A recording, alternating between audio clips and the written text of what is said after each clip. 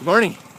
It's a beautiful morning. We're going to have a great day of harvest today, but I can't get the service truck, so I'm going to take a minute here and just talk about an idea. I want to talk about perspective, and to do that, I'm just going to look at something here down in the soil.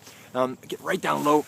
If you get down here and look at the specifics of soil conservation, nutrients, and all that kind of thing, moisture, it's a really fascinating thing to look at the microenvironments of soil and farming, and how one little seed and how it's going to grow. Oh, what the heck is that?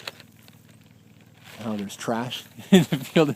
Anyways, you look at these kind of things, and this is the way it is in our leadership situations. We can get into the nitty-gritty details, and you've got to do it. Your budget, your specifics, you're dealing with an individual and what's going on in their life, and there's all these nitty-gritty details.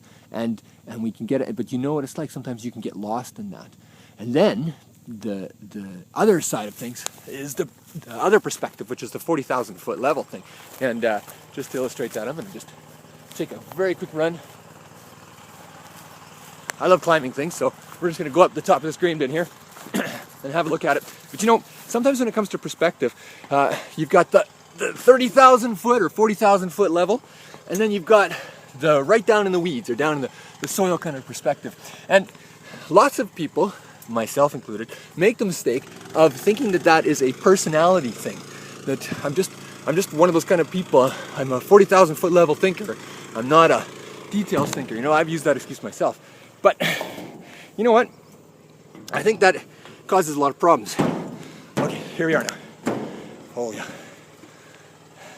Now you get a look at the world entirely different. So you look at the soil from here, and you're seeing what's going on at a massive scale, as opposed to just down at the micro level. And like I said again, we can say that this is a personality thing, that we like to look at the details, or we like to keep things really a higher perspective on things. The real challenge is to be able to do both, and both well. If you can do that, switch back and forth between them, or just move just easily and be comfortable in both, now all of a sudden you take your leadership to another level. And I think the hint I'll give you right now, a way of making that happen, is to actually invoke a mental state of curiosity. See, the thing is, when you're in the place, let's say you're down in the weeds, or you're up here, and in either of these spots is the opposite of what you're used to. In that spot, you can sit there thinking, oh, this is boring, I hate this stuff. Do we really got to spend time doing this stuff? Can't we? When are we going to get some work done? Or when are we going to look at this from the big picture? But you know what? Invoke a state of curiosity, and all of a sudden now these things that before might have been tiresome and tedious, they can all of a sudden become interesting again. What we do is we're developing these mental muscles, and we start to get good at them. The reason why they're tedious to us is honestly because we're not good at it. And it's like those pathways in our brain haven't been well developed yet. Or we give ourselves, again, the excuse, this is just not me. This is boring. And we start dissing other people for doing that kind of stuff.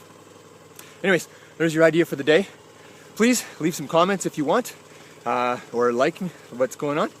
And email me if you have any questions or thoughts.